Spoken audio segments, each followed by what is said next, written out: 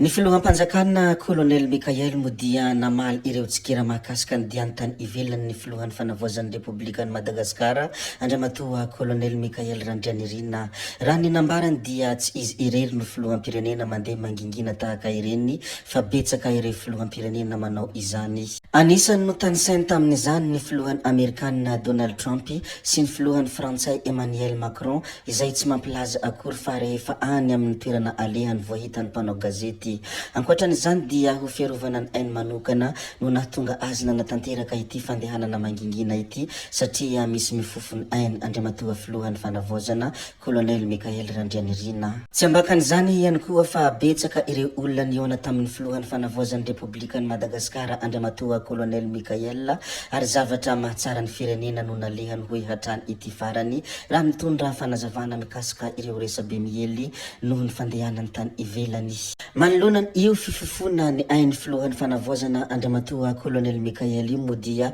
nivoaka tamin'ny fahanginana andriamatoa Paulo Emilio Raholinarivo Solinaval. Toy izao moa ny zavatra izay nambarany hentitra dia hentitra, tsy mety ary tsy ekina ny fifamonoana sy fandatsanena samy malagasy ny efa vita aza tokony hanenenana hoe hafatra hentitra izay nambarany Paulo Emilio Raholinarivo Solinaval. Matoa niaro ny aiko tsy nilazalaza mikasika ny ialako teto dia mbola misy olona te hifofony aiko ary tsy fantatra ny hoe aiza le olona te hifofony ainao dia mila mitandrina fotsiny ianao.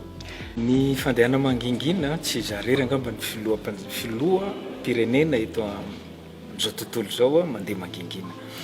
Be da be ny filoha rehefa andeha amin'ny toerana zay tsy mbola misy zavatra tsy atokisany dia mandeha mangingina izy, ohatran'ny Donald Trump ary président ina moa ny filohan'ny Amerikanina mandeha any Iraka tamin'izany fotoana zany, ry Macron mandeha amin'ny toerana zay ihany tsy mampilaza raha tsy efa any izy zay vao hitan'ny mpanao gazety rehefa tonga tany. Ny sécuritéko manokana no nahatonga anao an'iny satria efa niteny taminareo tany aloha tany fa misy mifofo ny aiko, izay nandehanana mangingina.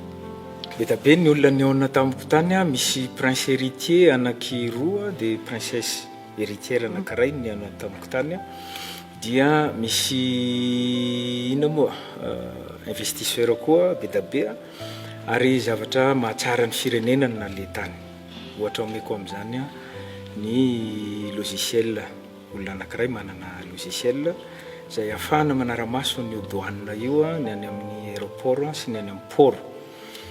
Ahafahana manara-maso an'io amin'ny ora sy minitra zay isehony zavatra any amin'ny douane rehetra any, zay anisan'ny ray voalohany nandehanako tany. Raha ohatra ka tanteraka io dia eto amin'ny birao koa dia efa mety mahita zay zavatra misy ny fihetsiky ny vola rehetrarehetra any amin'ny port sy ny aéroport any. Mbola anatin'ny négociation tsika zao. Ny anankiray koa dia ny mety ho fandefasana tanora 5,000 miasa any. Mbola anatin'ny négociation daholo zany. Sao dia zay koa nolazaina ny aloha hoe manao kobakambava fa mbola anatin'ny fifampiresahana zany, mbola misy ho tonga aty reo noho izany fifampiresahana zany. Ny tena mahafinaritra zay tena important amintsika raha ohatra ka tanteraka dia ilay teknôlôjia vaovao mamadika rivotra ho rano. Mamadika rivotra ho rano zay anisany nataoko tany daholo zay zavatra zay. Ny fahaefatra farany ary mifanohitra amin'izay zavatra lazaina ataoko dia somary magaga ihany dia karazana fifanarahana raha ohatra ka tanteraka fa mbola miandry anjareo tonga aorinan'iny fifampiresahana iny ny fampitsanganana an'izany ataontsika hoe banque minérale zany sy ny inona moa raffinerie or mba ahafahantsika manara-maso ny fivoahan'ny volamena eto Madagasikara. Ary raha tanteraka ny fipetrahan'ireo dia mety hisy protocole d'accord fifanarahana amin'jareo mba hanarahana maso ny volamena. Raha misy volamena tonga any Dubai ka tsy sisy taratasy mivoaka avy amin'ireo banque minérale sy ny banque centrale ohatra dia averin'jareo. Zay protocole zay no anisan'ny négocieko tany. zay ny zavatra lehibe fa maro ny fiaonana natao tany fa mbola ho hitanareo. Filoham-pirenena teo aloha Andriamatoa Marc Ravalomanana modia nilaza ny mikasika ny orinasa Tico efa vonina iodina ny orinasa fa miandry ny fahazahoan-dalana avy amin'ny mpitondra. Manoloana ny antsoantso ny tanora sy ny tantsaha ao vakinankaratra mahakasika ny tokony sokafan'ny orinasa Tico dia nazava ny valitenin'ny filoham-pirenena teo aloha Andriamatoa Marc Ravalomanana fa efa vonina iodina ny Tico saingy mbola miandry ny fahazahoan-dalana hatrizao.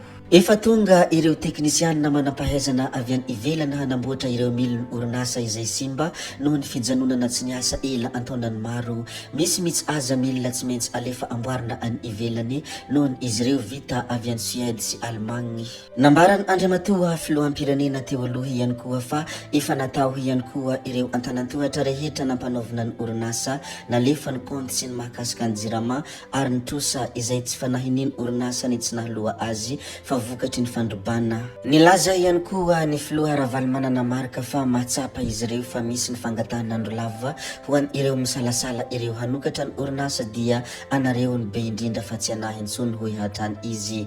Mino sy matoky kosa nefa ny tenany fa ho reny mpitondra ny antsoantsony vahoaka ary tsy maintsy hisokatra ny orinasa Tico hanome asa ny tanora sy handray vokatry ny tantsaha. Ramatoa Fanirisoa Erinaivo ministry ny fitsarana fitsidihana ofisialy ataony mpitahiry ny fitomboka sem-panjakana ministry ny fitsarana Ramatoa Fanirisoa Erinaivo any amin'ny fanjakany Katara. Manatrika ny fivoriana fa 120 any firenena mpikambana momba ny fifanarahana iraisam-pirenena hiadina amin'ny kolokolo any fanjakany Katara ny mpitahiry ny fitomboka sem-panjakana sady ministry ny fitsarana Ramatoa Fanirisoa Erinaivo izay tanterahana ny 15 ka hatramin'ny 17 Desambra 2024. Zay ihany koa no namarana ny videontsika ry tompoko vavy sy tompoko lahy koa dia mankasitraka anareo na vitany haino hatramin'ny farany ary mbola manentana anareo foana ny mbola hanaraka ny video manaraka izay alatsaka iato misesisesy zay fa tsy halavianay ny resaka hametra veloma izahay veloma vetivety fa tsy hoe akory veloma mandrakizay amin'ny manaraka indray no manao ny misimisy veloma ary tompoko lahy